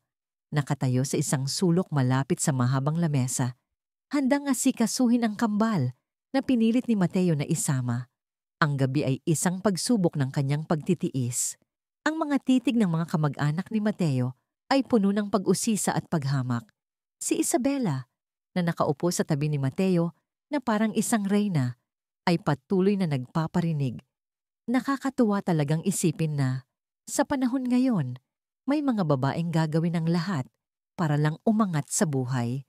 Sabi ni Isabela sa matandang tita ni Mateo, ngunit ang boses niya ay sapat na malakas para marinig ng lahat. Gagamitin pa ang mga kawawang bata para lang makapasok sa isang mayamang pamilya. Napakadesperada. Nag-init ang mga pisngi ni Liana. Nyuko niya ang kanyang ulo. Hinigpitan ang hawak sa kamay ni Luis. Naramdaman niya ang mga mata ng lahat sa kanya. Hindi pa nasiyahan. Tumingin si Isabela nang direkta kay Liana. Ikaw, yaya. Sabi nito na may matamis ngunit mapanuyang ngiti. Pakiabot mo nga ang asin. Mukhang kailangan ng ilan dito ng pampalasa sa kanilang mga walang lasang buhay. Ang tawa ng ilang kamag-anak ay parang mga karayom na tumusok sa puso ni Liana. Ito na ang sukdulan. Ang kahihiyan ay halos hindi na niya makayanan. Ngunit bago pa man siya makagalaw, isang malakas na tunog ang yumanig sa buong silid. Blag! Ang kamao ni Mateo ay bumagsak sa mahogany na mesa. Ang mga kubyertos ay umalog at ang mga usapan ay biglang namatay. Lahat ng mata ay napunta sa kanya. Tumayo si Mateo sa kanyang buong taas. Ang kanyang anino ay tila bumalot sa buong silid kainan. Ang kanyang mukha ay walang emosyon. Ngunit ang kanyang mga mata ay nag-aapoy sa isang galit na nagyayelo. Tumingin siya, hindi kay Liana, kundi kay Isabela. Ang bawat salita na lumabas sa kanyang bibig ay mabigat, malinaw, at hindi mapag-aalinlanganan. Siya ang ina ng mga anak ko. Isang kolektibong paghinga ang narinig sa buong silid. Ang mukha ni Isabela ay namutla, na parang sinampal. Nagpatuloy si Mateo, ang kanyang boses ay bumaba sa isang mapanganib na antas, isang bulong na mas malakas pa sa isang sigaw. Ang kawalan ng respeto sa kanya, sabi niya, habang ang kanyang mga mata ay lumibot sa bawat miyembro ng kanyang pamilya bago bumalik kay Isabela, ay kawalan ng respeto sa akin at sa pamilyang Reyes. Ang katahimikan na sumunod ay nakakabingi. Walang nangahas na huminga. Si Isabela ay napanganga, hindi makapagsalita. Ang buong angkan ng Reyes ay natigilan. Nakatingin sa lalaking hindi nila kailanman nakitang nagpakita ng ganitong klaseng emosyon para sa sinuman. At si Liana, na nakatayo sa sulok, ay napaangat ang tingin. Ang mga luha ay nagsimulang mamuo sa kanyang mga mata. Ngunit hindi dahil sa sakit o kahihiyan. Ito ay dahil sa pagkabigla. Sa gitna ng digmaang ito, sa ilalim ng isang bubong na puno ng alitan, ang lalaking kumuha ng kanyang kalayaan. Ang lalaking nagpataw sa kanya ng isang malupit na kasunduan ay bigla na lang ipinagtanggol siya. Sa unang pagkakataon, naramdaman niya ang isang bagay na higit pa sa takot mula kay Mateo Reyes. Naramdaman niya ang isang kalasag. Ang kahihiyan ay isang lason na dahan-dahang gumagapang sa ugat. Para kay Isabela Villar, ang lason na yon ay sinindihan ng apoy ng galit sa mansyon ng mga Reyes. Ang bawat salita ni Mateo na nagtatanggol kay Liana ay isang sampal na umalingaw-ngaw sa kanyang buong pagkatao. Sa loob ng ilang araw pagkatapos ng hapunan na yon, ikinulong niya ang sarili sa kanyang penthouse, hindi para magdalamhati, kundi para magplano. Ang kanyang magandang mukha, na dating salamin ng kumpiyansa, ay naging maskara ng determinasyon. Kailangan niyang wasakin ang babaeng iyon. Kailangan niyang bawiin ang nararapat sa kanya. Gamit ang koneksyon at yaman ng kanyang pamilya, nag-hire siya ng pinakamahuhusay na private investigator. Alamin ninyo ang lahat tungkol sa babaeng yon. Utos niya. Ang boses ay kasing lamig ng yelo. Liana Santos. Bawat dumi, bawat sekreto, kahit ang pinakamaliit na kasinungalingan, gusto kong malaman. Hindi nagtagal, ang mga resulta ay dumating. Isang manipis na folder na naglalaman ng bomba. Nandoon ng lahat. Ang kwento ng isang biglaang sumikat na landscape architect, ang mga parangal, ang mga proyekto. At pagkatapos, ang iskandalo, ang paratang ng plagiarism at pagnanakaw ng intellectual property, 5 taon na ang nakalilipas. Ang biglaang pagkawala niya sa industriya. Ngunit ang pinaka-interesanting detalye ay ang pangalan ng kumpanyang nag-akusa sa kanya. Ang Valderrama Group. Isang matalim na ngiti ang sumilay sa labi ni Isabela. Enrique Valderrama. Ang mortal na kaaway ni Mateo Reyes sa mundo ng korporasyon. Ang kanilang mga pamilya ay may alitan na tumagal ng ilang dekada. Ito na. Ito na ang kanyang sandata. Hindi siya nag-aksaya ng panahon. Isang tawag sa telepono ang ginawa niya at kinagabihan, nakaupo na siya sa isang pribadong lounge kaharap ang lalaking kinasusuklaman ni Mateo. Anong kailangan mo sa akin, Isabela? Tanong ni Enrique Valderrama. Isang lalaking may mapanlinlang na mga mata at ngiting parang sapating. Mayroon tayong parehong interes. Sagot ni Isabela. Inilapag ang kopya ng investigasyon sa mesa. Gusto nating parehong makita ang pagbagsak ni Mateo Reyes. At sa tingin ko, natagpuan ko na ang kanyang kahinaan. Ipinakita niya ang larawan ni Liana. Ipinaliwanag niya ang lahat. Ang pagiging yaya, ang kambal, ang biglaang pagtatanggol ni Mateo sa kanya. Nagkislapan ang mga mata ni Enrique sa pagkakataon. Magkasama, binuo nila ang isang perpektong kasinungalingan. Isang kwento na sasakyan ng mga umiiral ng katotohanan para gawin itong isang sandatang nakamamatay. Gagawa sila ng mga pekeng bank statement na nagpapakita ng malaking deposito sa isang offshore account ni Liana na may petsang ilang linggo matapos siyang mabuntis. Maghahanap sila ng mga saksi na magpapatunay na nakita nilang magkasama sina Liana at Enrique bago pa man ang party kung saan niya nakilala si Mateo. Gagamitin nila ang lumang iskandalo para palabasin na si Liana ay isang desperadong babae na matagal nang nagpaplano na makapasok sa mataas na lipunan at si Mateo ang naging pinakahuling biktima. "Ibibigay ko sa iyo ang lahat ng kailangan mo," sabi ni Enrique. "Pera, mga tao, mga dokumento. Siguraduhin mo lang na kapag ibinato mo ang bombang ito, sasabog ito ng direkta sa mukha ni Mateo." "Huwag kang mag-alala," sagot ni Isabela. Ang kanyang mga mata ay nag-aapoy sa tagumpay. Pagkatapos nito, hindi lang niya itataboy ang babaeng iyon. Kakamuhian niya ang araw na nakilala niya ito. Makalipas ang isang linggo, pumasok si Isabela sa opisina ni Mateo sa pinakatuktok ng Reyes Global Tower. Ang buong paligid ay salamin at bakal, isang testamento sa kapangyarihan at kontrol ni Mateo. Ngunit sa araw na yon, si Isabela ang may hawak ng kapangyarihan. Ang kanyang mukha ay isang perpektong halo ng pag-aalala at kalungkutan. "Mateo," sabi niya, ang boses ay bahagyang nanginginig. "May kailangan kang malaman. Nag-aalala ako para sa'yo." Napakunot ang noo ni Mateo na abala sa pagpirma ng mga dokumento. Kung tungkol ito sa hapunan, hindi, putol niya. Tungkol ito kay Liana. Napatigil si Mateo. Itinaas niya ang kanyang tingin. Ang mga mata ay naniningkit.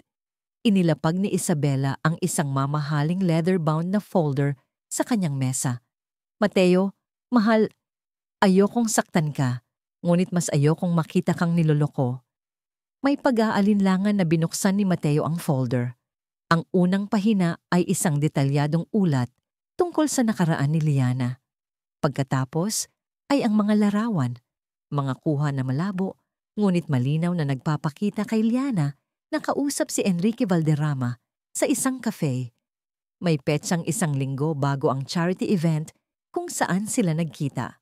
Sumunod ang mga bank statement na nagpapakita ng pagpasok ng $5 milyong sa isang account na nakapangalan sa isang malayong kamag-anak ni Liana.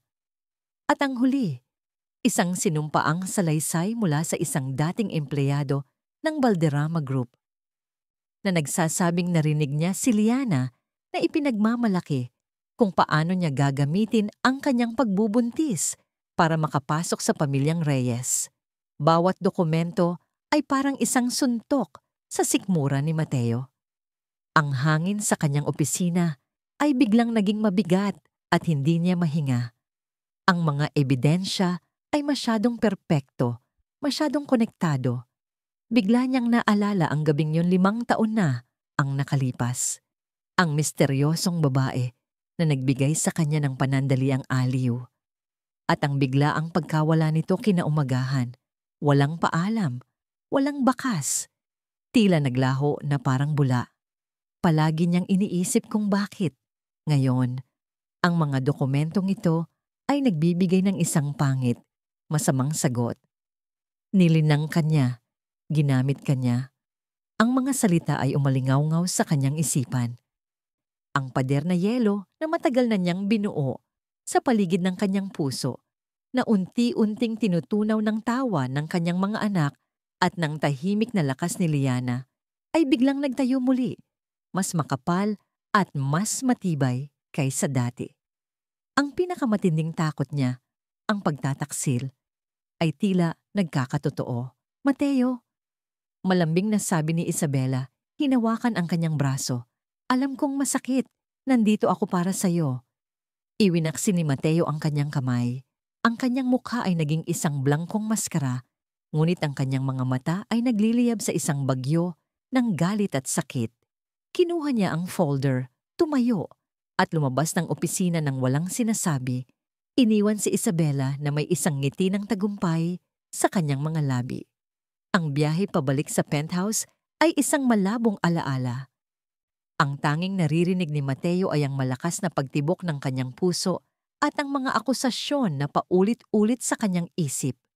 Nang bumukas ang pinto ng elevator sa kanyang tahanan, ang eksenang bumungad sa kanya ay dapat nagdulot sa kanya ng kapayapaan. Si Liana at ang kambal ay nasa sahig, napapaligiran ng mga unan, nagbabasa ng isang libro ng mga kwentong pambata. Ang tawa ni Luis ay umalingaw-ngaw sa sala. Ngunit para kay Mateo, ang eksena ay isa na ngayong malaking kasinungalingan. Isang perpektong pagganap. Clap, clap, clap. Ang mabagal at mapanuyang palakpak ni Mateo ay nagpatigil sa lahat. Napalingon si Liana. Ang ngiti sa kanyang labi ay unti-unting nawala nang makita niya ang ekspresyon sa mukha ni Mateo. Ito ay isang mukha na hindi pa niya nakita dati. Isang halo ng purong galit at nagyeyelong pagkasuklam. "Magaling," sabi ni Mateo. Ang boses niya ay mababa at puno ng lason. Isang napakagandang pagtatanghal. Ang perpektong ina kasama ang kanyang mga mahal na anak. "Sabihin mo sa akin, Liana, kasama ba ito sa plano?" Napatayo si Liana nalilito. "Anong pinagsasabi mo, Mateo?" "Mama, natatakot ako," bulong ni Leo. Kumapit sa binti ni Liana. Hindi pinansin ni Mateo ang bata. Lumakad siya palapit at inihagis ang folder sa paanan ni Liana. Ang mga papel ay kumalat sa makintab na sahig, mga larawan, mga dokumento, mga kasinungalingan. Ang tanong ko ay simple lang. Magkano? Magkano ang ibinayad sa iyo ni Valderrama para sirain ako? O ang pagbubuntis mo ba ang tunay na jackpot? Dinampot ni Liana ang isang larawan. Nakita niya ang kanyang sarili kasama si Enrique Valderrama. Isang larawang alam niyang hindi kailanman nangyari. Nakita niya ang mga bank statement na wala siyang kaalam-alam. Ang mundo niya ay gumuho. Ang hangin ay nawala sa kanyang mga baga. Hindi ito totoo. Sabi niya, ang boses ay nanginginig. Tumingin siya kay Mateo, ang kanyang mga mata ay puno ng pakiusap. "Mateo, maniwala ka sa akin. Ito ay isang patibong. Hindi ko kailanman..." "Huwag mo akong tawaging Mateo," sigaw niya. Ang kanyang boses ay dumagundong sa buong penthouse. "Para sa'yo ako si Sir Reyes, ang lalaking ginawa mong tanga. Ang plano mo ba ay maghintay ng 5 taon at kapag sapat na ang desperasyon mo, babalik ka dito dala ang mga bata bilang iyong alas? Napakatalino." Bawat salita ay isang punyal na tumatarak sa puso ni Liana. Ang sakit ng mga akusasyon ay mas matindi pa sa anumang hirap na dinanas niya sa loob ng 5 taon. Hindi ang mga paratang ang sumasakit sa kanya, kundi ang katotohanang pinaniwalaan ito ng lalaking nagsimula nang maging parte ng kanyang mundo. Ang lalaking ipinagtanggol siya. "Paano mo nagagawang sabihin yan?" Sabi niya. Ang mga luha ay nagsimulang tumulo sa kanyang mga pisngi. 5 taon, Mateo. 5 taon na ako lang mag-isa. Nagtrabaho ako ng 2 trabaho para lang mapakain sila. May mga gabi na hindi ako natutulog dahil may sakit sila. Saan ka noon? Nasaan ka noong kailangan ka nila? At ngayon, maniniwala ka sa mga piraso ng papel na ito kaysa sa akin. Kinuha niya ang kanyang lumang portfolio mula sa isang drawer. Ang nag-iisang bagay na dinala niya mula sa kanyang dating buhay. Ibinukas niya ito sa harap niya. Ito ang katotohanan ko. Mga rejection letter, mga testimonya mula sa mga kliyenteng naniniwala sa akin. Pero hindi mo ito titingnan, hindi ba? Dahil mas madaling maniwala na ako ang kontrabida kaysa aminin na nagkamali ka. Ngunit si Mateo ay bulag na sa galit at pagdududa. Tapos na ang pag-arte, Liana. Tapos na ang laro. Ang mga salitang yun ang sumira sa huling hibla ng pag-asa ni Liana. Isang nakakabinging katahimikan ang bumalot sa kanya. Pinunasan niya ang kanyang mga luha. Ang kanyang kalungkutan ay napalitan ng isang malamig at basag na determinasyon. Tumingin siya sa mga mata ni Mateo at sa unang pagkakataon, wala nang bakas ng takot o pakiusap doon. Tama ka, sabi niya. Ang boses niya ay walang emosyon. Tapos na nga, tinalikuran niya ito at naglakad patungo sa kanilang silid. Si Mateo ay nanatiling nakatayo.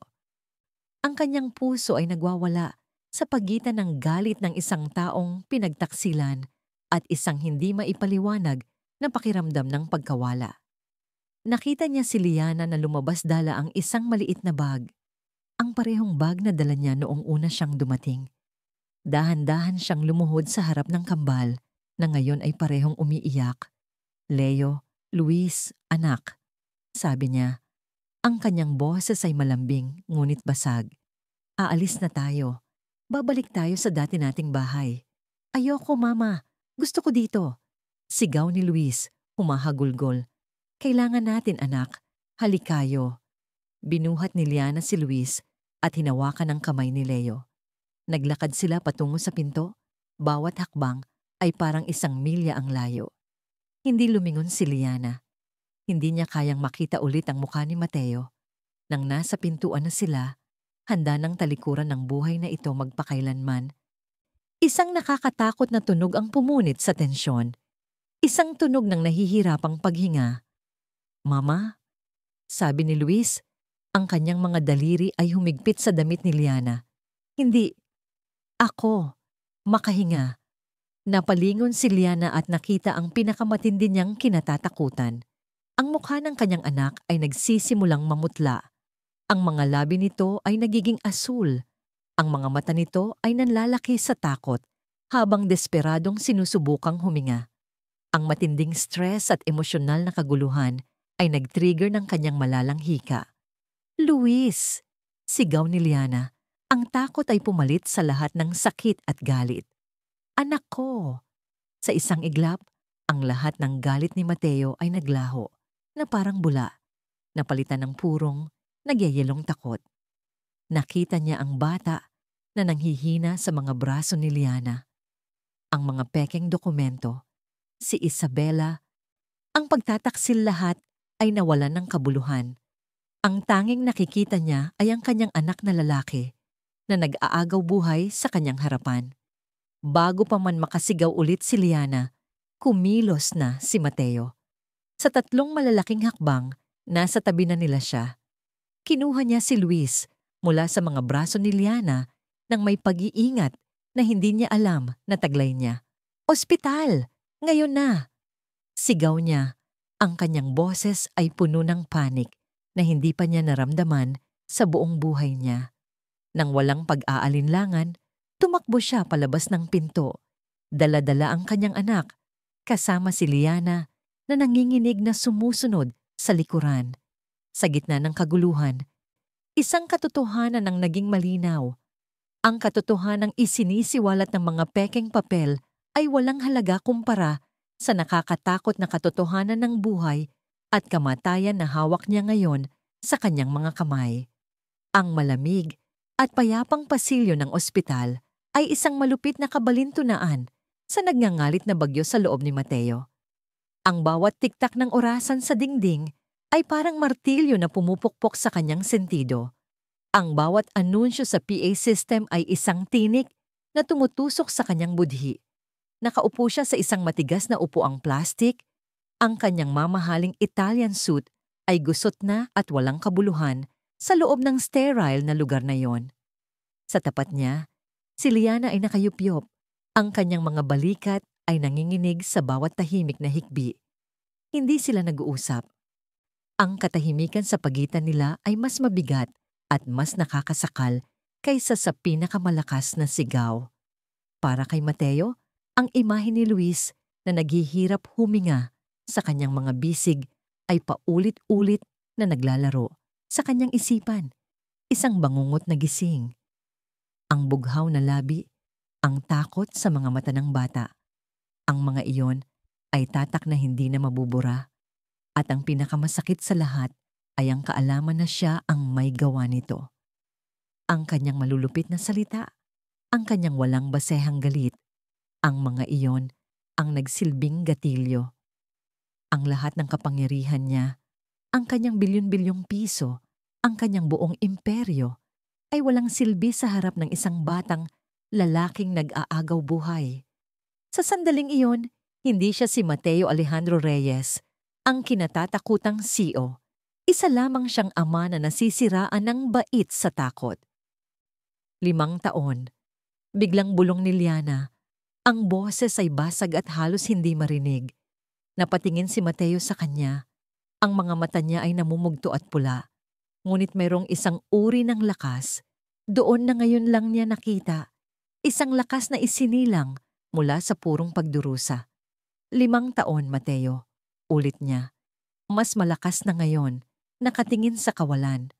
Alam mo ba kung ilang gabi ang hindi ko tinulugan dahil nilalagnat sila? Hindi isa o dalawa. Daan-daan. Mga gabing nakaupo lang ako sa tabi ng kuna nila. Ang kamay ko ay nasa kanilang dibdib para lang siguraduhin na humihinga pa sila. Ang bawat salita ay parang isang piraso ng bubog na bumabaon sa puso ni Mateo. May isang beses, nagpatuloy siya. Ang luha ay muling dumaloy sa kanyang mga pisngi. Naubos ang pera ko. May malubhang ubo si Leo at kailangan ko ng pera para sa gamot at nebulizer. Ibinenta ko ang nag-iisang alahas na iniwan sa akin ng nanay ko. Isang maliit na kwintas para lang may maibili. Habang nasa sanglaan ako, iniwan ko sila sa kapitbahay. Buong araw akong hindi mapakali. Iniisip kung ayos lang ba sila. Ganoon ang buhay ko, Mateo. Isang walang katapusang pag-aalala at sakripisyo. At ni minsan ay hindi pumasok sa isip ko na gamitin sila. Sila ang buhay ko. Sila ang lahat sa akin. Hindi na niya napigilan ang sarili. Humagulgol siya. Ang tunog na yon ay umalingaw-ngaw sa tahimik na pasilyo. Isang tunog ng 5 taong sakit, kalungkutan, at pag-ibig na kinimkim niya ng mag-isa. Sa pagitan ng kanyang mga hikbi, isinalaysay niya ang lahat. Ang hirap sa paghahanap ng trabaho na may dalang 2 sanggol. Ang kahihiyan sa pagtanggap ng mga natirang pagkain mula sa mga kaibigan. Ang kalungkutan tuwing Pasko na wala siyang maibigay na regalo kundi ang kanyang yakap. Si Mateo ay hindi makagalaw. Ang bawat kwento ni Liana ay isang sampal sa kanyang mukha, isang paalala ng kanyang pagiging makasarili. Habang siya ay nabubuhay sa luho, abala sa pagpapalago ng kanyang kayamanan, ang ina ng kanyang mga anak ay nagdurusa sa paraang hindi niya kayang isipin. Ang galit na naramdaman niya kanina ay napalitan ng isang nakakaparalisang kahihiyan. Ang mga pekeng dokumento na yon, ang mga kasinungalingan ni Isabela, ay gumuho na parang kastilyong buhangin sa harap ng malupit na katotohanan ng mga sakripisyo ni Liana. Biglang nag-vibrate ang kanyang telepono, ang tunog ay marahas na pumunit sa mabigat na sandali. Nakita niya ang pangalan ng kanyang pinagkakatiwalaang assistant, si Marco. Sa una ay hindi niya ito pinansin, ngunit tumawag itong muli. May pag-aatubili na sinagot niya ito. "Sir," sabi ni Marco, ang boses ay apurado. "Natapos na po ang initial investigation na ipinagawa ninyo. Ang mga litrato ni Ms. Santos kasama si Mr. Valderrama ay digitally manipulated. Ang saksi ay isang dating empleyado na may malaking utang sa sugal at binayaran ng malaki. At ang bank account. Sir, ang offshore account na yon ay nakarehistro sa ilalim ng isang shell corporation na pag-aari ng pamilya Villar." Ang hangin ay tila nawala sa baga ni Mateo. Bawat salita ni Marco ay isang kumpirmasyon sa katotohanang nagsisimula ng mabuo sa kanyang isipan. Nilinlang siya, ngunit hindi ni Liana. "Sir, nandyan pa po ba kayo?" Isang nagyeyelong kalmado ang bumalot kay Mateo. Ang sakit at pagkakasala ay naroon pa rin. Ngunit ngayon ay may kasama na itong isang uri ng galit na hindi pa niya naramdaman kailanman, isang galit na malamig, kalkulado at walang awa. Tumingin siya kay Liana na ngayon ay nakatingin sa sahig, pagod na sa pag-iyak. Ibinaba niya ang telepono. "Marco," sabi niya, ang kanyang boses ay bumaba sa isang mapanganib na antas. "Pakinggan mo akong mabuti." Si Liana ay bahagyang napatingala. Naguguluhan sa biglaang pagbabago sa kanyang tono. Tawagan mo ang legal department. Sabihin mong i-freeze ang lahat ng assets at joint ventures na may koneksyon sa Villar Corporation. Lahat. Walang ititira. Pagkatapos, tawagan mo ang board ng Reyes Global. Magpatawag ka ng emergency meeting. Sabihin mong ia-announce ko ang pag-dissolve ng engagement ko kay Isabella Villar. At panghuli, huminga siya ng malalim. Gamitin mo ang buong puwersa ng Reyes Global. Gusto kong bumagsak ang Valderrama Group. Hindi ko gustong masaktan sila, Marco. Gusto kong mabura sila sa mapa ng korporasyon. Gawin mo yan bago sumikat ang araw. Walang tanong na sumagot si Marco. Yes, sir. Ibinaba ni Mateo ang telepono.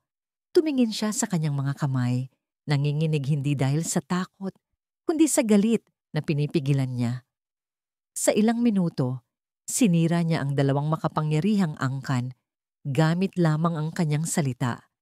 Ngunit hindi iyon nagdulot sa kanya ng kasiyahan. Ang tanging nakikita niya ay ang mukha ni Liana, puno ng sakit na siya mismo ang nagdulot. Kasabay noon, lumabas ang doktor mula sa emergency room. Pareho silang napatayo. Mr. B's Reyes, Miss Santos, stable na po ang bata, sabi ng doktor na may ngiti. Nailagay na namin siya sa oxygen at gamot. Ang atake ay malubha, dulot ng matinding stress. Kailangan niyang magpahinga, pero makakalabas na siya sa panganib. Isang malakas na hininga ng ginhawa ang pinakawalan ni Liana at ang kanyang mga tuhod ay halos bumigay. Mabilis na inalalayan siya ni Mateo.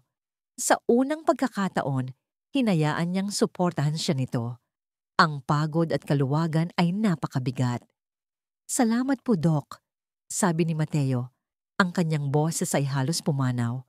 Nang makaalis ang doktor, nanatiling magkahawak ang kanilang mga braso. Dahan-dahan, bumaling si Mateo kay Liana. Ang kanyang mga mata, na dati kasing lamig ng yelo, ay puno ngayon ng isang bagay na hindi pa nakikita ni Liana doon. Isang malalim at nakikiusap na pagsisisi. Liana, sabi niya. Ang pangalan niya ay isang bulong. Walang salita na sapat.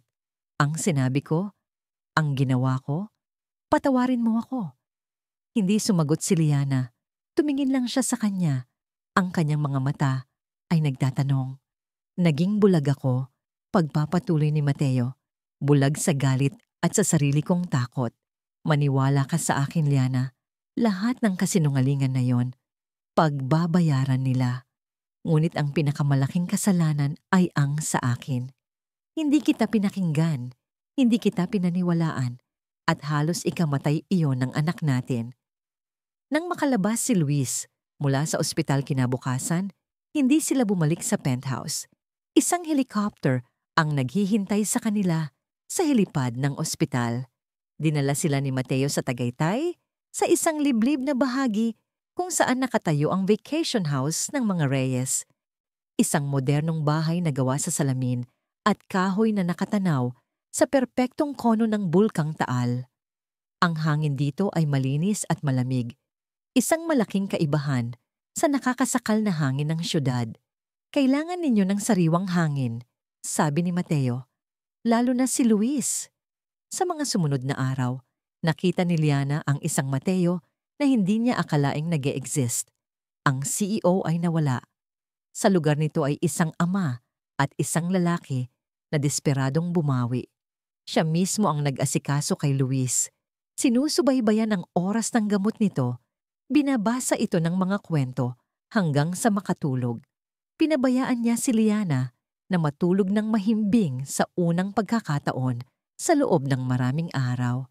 At nang magising ito, may nakahanda ng almusal sa mesa.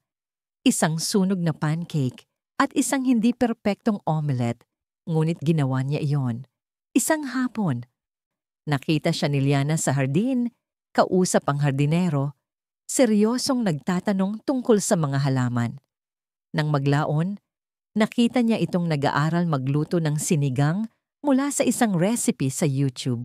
Ang mukha ay puno ng konsentrasyon habang sinusubukang tantiyahin ang asim ng sampalok. Ang resulta ay hindi perpekto, Ngunit nang tikman niya ito, may ngiti sa kanyang mga mata. Umupo siya kasama niya sa veranda, hindi para pag-usapan ang mga kontrata o ang hinaharap, kundi para pakinggan siya. Tinanong niya siya tungkol sa kanyang mga pangarap sa landscape architecture, tungkol sa mga disenyo na nasa isip niya pa rin. Kinuha niya ang luma niyang portfolio at tiningnan ang bawat pahina, ang bawat disenyo na may tunay na interes. "Magaling ka," sabi niya. Ang kanyang boses ay puno ng paghanga. Dapat makita ito ng mundo. Sa loob ng santuaryong yun sa Tagaytay, unti-unting natutunaw ang yelo sa pagitan nila. Ang takot ni Liana ay napalitan ng pag-aalinlangan at pagkatapos ay isang dahan-dahang pag-usbong ng tiwala. Ang pagkakasala ni Mateo ay nagsimulang maghilom sa pamamagitan ng kanyang mga gawa. Nagsimula silang magtawanan. Nagsimula silang magbahagi ng mga kwento. Nakita ni Leo at Luis ang kanilang ama, hindi bilang isang nakakatakot na estranghero, kundi bilang isang lalaking handang maglaro ng habulan sa damuhan at hindi natatakot madumihan. Makalipas ang ilang buwan, ang malamig na hangin ng Tagaytay ay humahalik sa mga bisita na dumalo sa isang eleganteng garden party. Sa gitna ng malawak na hardin ng villa, isang malaking banner ang nakasabit, "Grand Launching, Santos Landscape Architecture." Si Liana ay nakatayo sa harap, mukhang maningning sa isang simpleng puting bestida. Sa tabi niya ay si Mateo, nakasuot ng isang mamahaling linen suit, ngunit ang kanyang tingin ay hindi bilang isang investor, kundi bilang isang mapagmahal na kasama. Matapos ang kanyang maikling talumpati, kung saan pinasalamatan niya ang lahat ng sumuporta sa kanya, lumapit si Mateo. Sa di kalayuan, sina Leo at Luis, na ngayon ay malusog at masigla, ay naghahabulan sa paligid ng isang bagong tanim na fountain. Sa kanilang paglalaro, isang bugal ng putik ang tumalsik at dumapo sa malinis na puting pantalon ni Mateo. Ang dating Mateo ay sisigaw at magagalit, ngunit ang bagong Mateo ay tumingin lamang sa mantsa. Pagkatapos ay sa kanyang mga anak. At isang malakas na tawa ang kumawala mula sa kanya. Lumuhod siya at niyakap ang dalawang bata, hindi alintana ang dumi. Hinalikan niya sila sa kanilang mga noo. Pagkatapos ay tumayo siya at lumapit kay Liana. Ang kanyang mga mata ay nagniningning sa pagmamahal. "Ang gulo nila," sabi ni Liana, natatawa, habang sinusubukang punasan ang putik sa pantalon ni Mateo. Pinigilan ni Mateo ang kanyang kamay at hinawakan ito ng mahigpit. "Hayaan mo na," bulong niya. Hinila siya palapit. "Salamat sa pagdadala ng bagyo sa aking perpektong mundo, Liana." Tumingin siya sa mga mata nito. Ang buong universo ay tila umiikot sa kanila. Sinira nito ang lahat. Pagpapatuloy niya, ang kanyang boses ay puno ng emosyon, para lang itayo ang isang paraiso. At doon, sa gitna ng hardin na simbolo ng kanyang mga nabuhay na pangarap, sa ilalim ng nagniningning na araw ng Tagaytay at sa saliw ng tawanan ng kanilang mga anak, hinalikan ni Mateo si Liana. Ito ay isang halik na hindi nagmamadali, isang halik na puno ng mga pangako, pasasalamat at isang pag-ibig na sinubok ng apoy at lumabas na mas matibay kaysa dati. Ang kanilang magulong paraiso ay sa wakas, at sa wakas ay buo na.